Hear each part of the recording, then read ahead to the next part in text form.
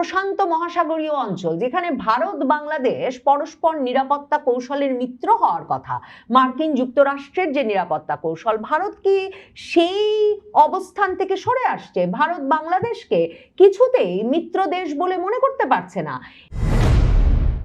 বাংলাদেশকে ভারত তার একটা তৃতীয় ফ্রন্ট বলে মনে করছে কিনা, মানে পাকিস্তান এবং চীনের পর বাংলাদেশ ক্রমেই ভারতের জন্য তৃতীয় শত্রু দেশে পরিণত হচ্ছে কিনা, একটা প্রতিপক্ষ রাষ্ট্রে পরিণত হচ্ছে কিনা, থার্ড ফ্রন্ট হিসেবে বাংলাদেশ ভারত সীমান্তকে চিহ্নিত করবে কিনা ভারতের সেনাবাহিনী। ভারতের সেনাপ্রধানকে এই প্রশ্ন করা হয়েছিল জানুয়ারি মাসে। ভারতের সাংবাদিকরা এই প্রশ্ন করলে তখন ভারতের সেনাপ্রধান জেনারেল উপেন্দ্র দ্বিবেদী বলেছিলেন যে এমন কোনো বিষয় নাই, ভারত বাংলাদেশ সম্পর্কটা কিছুটা খারাপ যাচ্ছে বটে, কিন্তু বাংলাদেশের সেনাবাহিনী এবং ভারতের সেনাবাহিনীর মধ্যে সম্পর্কটা সব সময় সচল আছে। তিনি মনে করিয়েছিলেন যে 5ই আগস্টের দিনেও ভারতের সেনাবাহিনীর সঙ্গে বাংলাদেশের সেনাবাহিনীর যোগাযোগ হয়েছে, ব্যক্তিগতভাবে কোনো পক্ষ থেকে কোনো বৈরী অবস্থা দেখা যায়নি। কিন্তু যখন সাংবাদিকেরা প্রশ্ন করেছিলেন যে তাহলে কেন বাংলাদেশ আর ভারতের মধ্যকার সামরিক মহড়াগুলো স্থগিত আছে, তখন কিন্তু উপেন্দ্র দ্বিবেদী বলেছিলেন যে যেই রাজনৈতিক পরিস্থিতির পট পরিবর্তনের পর দুদেশের সম্পর্কের অবস্থাটা যেমন দাঁড়িয়েছে তাতে আপাতত এই সামরিক মহড়া বন্ধ আছে দুদেশের মধ্যে, সম্পর্ক আবার উন্নতি হলে সামরিক মহড়া আবারও চালু করা হবে। এই যে মানে আলাপটা হয়েছিল সেনাপ্রধানের সঙ্গে ভারতের সাংবাদিকদের, তখন ভারতের সকল শীর্ষস্থানীয় দৈনিক এই খবরটি করেছিল, কারণ পুরো ইউনূস আমল জুড়েই ভারত বাংলাদেশ সম্পর্কটা এতটা খারাপ হয়ে ওঠে যে ভারতের তরফে একেবারে শীর্ষ পর্যায়ে থেকে প্রতিরক্ষা কৌশল নির্ধারণের ক্ষেত্রে ভারতের ইস্টার্ন ফ্রন্ট, পূর্বাঞ্চলীয় ফ্রন্টকে সবচেয়ে গুরুত্বের সঙ্গে শক্তি বৃদ্ধি করার ক্ষেত্রে সিদ্ধান্ত নেওয়া হয়।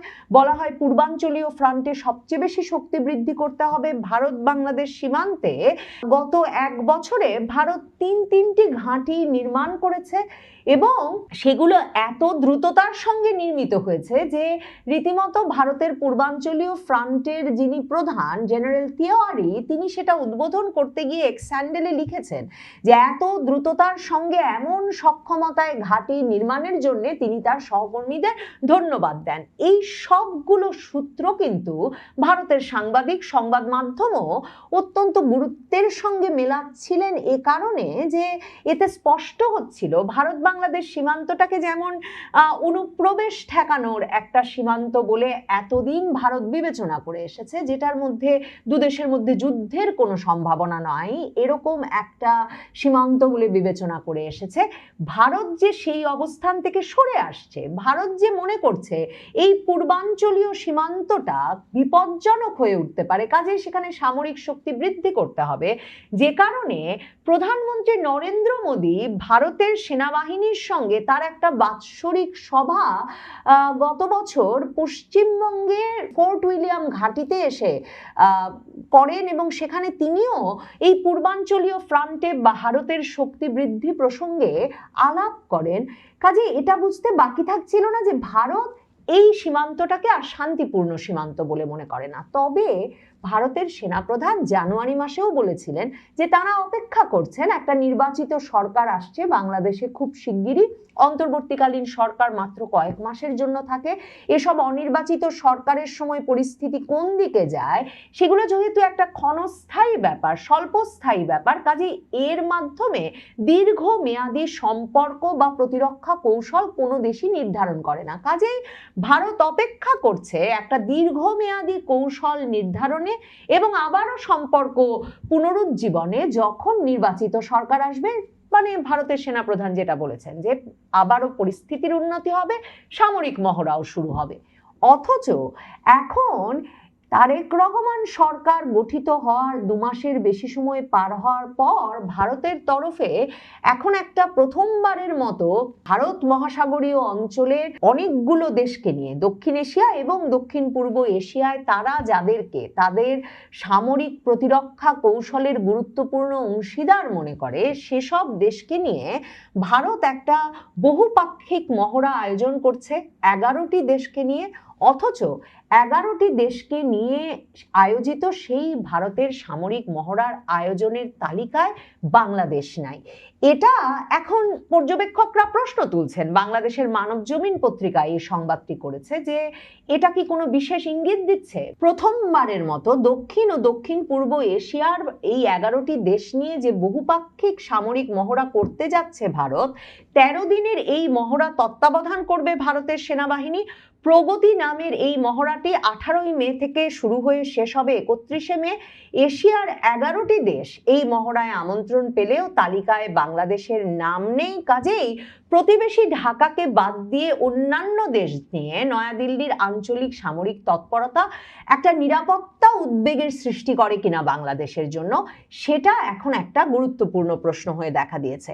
টাইমস অফ ইন্ডিয়া বলছে যে আঞ্চলিক প্রতিরক্ষা কূটনীতিতে একটা নতুন মাত্রা যোগ করতে ভারত এই প্রথম একটা বহুপাক্ষিক সামরিক মহড়া আয়োজন করতে যাচ্ছে। কারণ মনে রাখতে হবে, মার্কিন যুক্তরাষ্ট্রের যে বৈশ্বিক নিরাপত্তা কৌশল তার অংশ হিসেবে ইন্দো প্রশান্ত মহাসাগরীয় অঞ্চলে, ইন্দো প্যাসিফিক এই অঞ্চলে ভারতকে মার্কিন যুক্তরাষ্ট্র তাদের ঘনিষ্ঠতম নিরাপত্তা মিত্র বলে মনে করে এবং নিরাপত্তা খাতে ভারতকে তারা মনে করে যে এই পুরো অঞ্চলে পুরো নিরাপত্তা কৌশল নির্ধারণ করবে ভারত এবং মার্কিন যুক্তরাষ্ট্র তাকেই সবচেয়ে নির্ভরযোগ্য ঘনিষ্ঠতম মিত্র হিসেবে চিহ্নিত করেছে। কাজে এই অঞ্চলে মানে বিশেষ করে এই সময়টায় যখন বিশ্বে নানা রকম পালাবদল ঘটছে, নানা রকম মেরুকরণের ঘটনা ঘটছে, ভারত একদিকে গুরুত্বপূর্ণ হয়ে উঠছে, ভারত, রাশিয়া, ইরান, চীন তারা একটা অক্ষ তৈরি করছে কিনা, নিজেদের ভেতরে একটা অ্যাক্সিস তৈরি করছে কিনা সেটা নিয়ে প্রশ্ন উঠছে, সেটা নিয়ে নানা রকম আলোচনা হচ্ছে। মার্কিন যুক্তরাষ্ট্রের সঙ্গে ভারতের সম্পর্কটা কেমন থাকে সেটা অনেক ক্ষেত্রেই এই পুরো অঞ্চলকে কতটা স্থিতিশীলতা দেওয়া যাবে, নিরাপত্তা দেওয়া যাবে সেসব ক্ষেত্রে গুরুত্বপূর্ণ হয়ে উঠবে। সেসব আলোচনা আছে বিশ্বের নিরাপত্তা আলোচনার মধ্যে। তখন ভারত 11টি দেশকে তার নিরাপত্তা কৌশলের অংশীদার হিসেবে চিহ্নিত করে এই মহড়াটা করছে, কিন্তু বাংলাদেশ, যাকে কদিন আগে বাংলাদেশে মার্কিন যুক্তরাষ্ট্রের মধ্য দক্ষিণ এশিয়া বিষয়ক সহকারী পররাষ্ট্রমন্ত্রী পল কাপুর তিনি যখন সফর করে গেলেন তখনও বলে গেছেন যে এই অঞ্চলের নিরাপত্তা নির্ধারণে ভারতের ক্ষমতা অর্জনকে তারা গুরুত্বপূর্ণ বলে মনে করেন।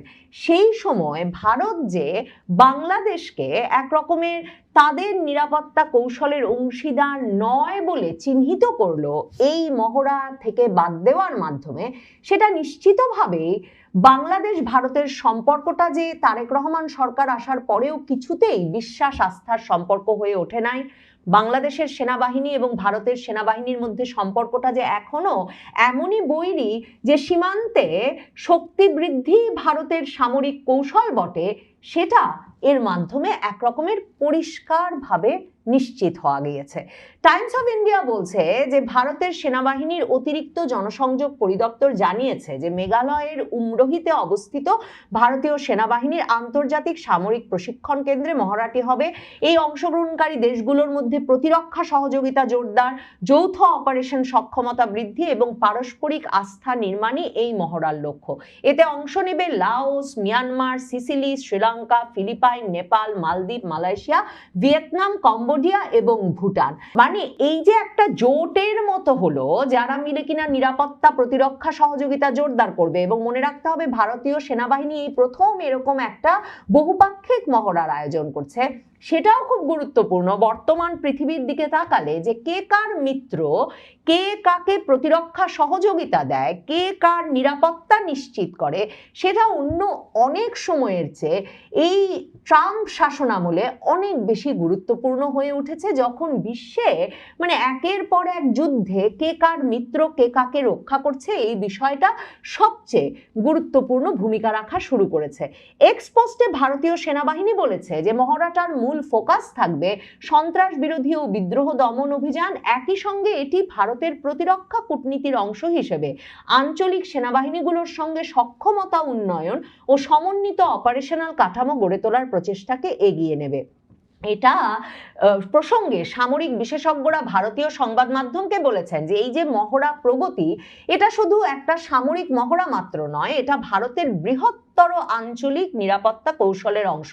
তাহলে এই যে ইন্দো প্রশান্ত মহাসাগরীয় অঞ্চল, যেখানে ভারত বাংলাদেশ পরস্পর নিরাপত্তা কৌশলের মিত্র হওয়ার কথা, মার্কিন যুক্তরাষ্ট্রের যে নিরাপত্তা কৌশল, ভারত কি সেই অবস্থান থেকে সরে আসছে? ভারত বাংলাদেশকে কিছুতেই মিত্র দেশ বলে মনে করতে পারছে না। এবং এই প্রসঙ্গে সামরিক বিশেষজ্ঞরা বলেছেন যে বিশেষ করে ভারত মহাসাগরীয় অঞ্চল এবং দক্ষিণ পূর্ব এশিয়ার দেশগুলোর সঙ্গে নিরাপত্তা সহযোগিতা জোরদারে দিল্লি যে বহুপাক্ষিক কাঠামোর দিকে এগোচ্ছে, এই উদ্যোগ তারই প্রতিফলন।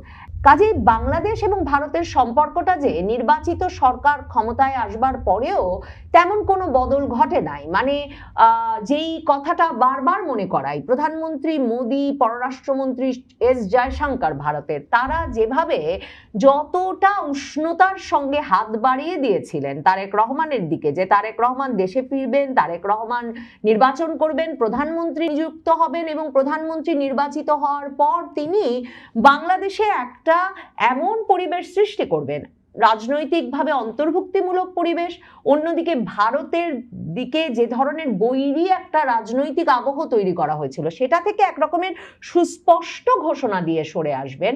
এবং তার পাশাপাশি তাদের যে একটা প্রত্যাশা ছিল যে পাকিস্তান সেনাবাহিনীর সঙ্গে, পাকিস্তানের সেনা গোয়েন্দা সংস্থার সঙ্গে বাংলাদেশের যে মৈত্রী ইউনূস আমলে গড়ে উঠেছিল, সেটা থেকে একেবারে এক ধরনের সুস্পষ্ট অবস্থান নিয়ে তারেক রহমান সরকার সরে আসবে। তারেক রহমান সরকার চীন সরকারের সঙ্গে যে ঘনিষ্ঠতা ইউনূস সরকারের আমলে ইউনূস সরকার দেখিয়েছিল নিরাপত্তা বিষয়ে, সামরিক শক্তি বৃদ্ধির বিষয়ে, সামরিক সরঞ্জামাদি কেনার বিষয়ে, যেভাবে পাকিস্তান চীনের ওপর নির্ভরশীল হয়ে পড়ছিল, সেটা থেকে সরে আসবে। সেই সব অবস্থান গ্রহণের মাধ্যমে তারেক রহমান একটা সুনির্দিষ্ট গ্রিন সিগন্যাল দেবেন ভারতের প্রতি, মানে তিনিও উষ্ণতার হাত বাড়িয়ে দেবেন ভারতের দিকে।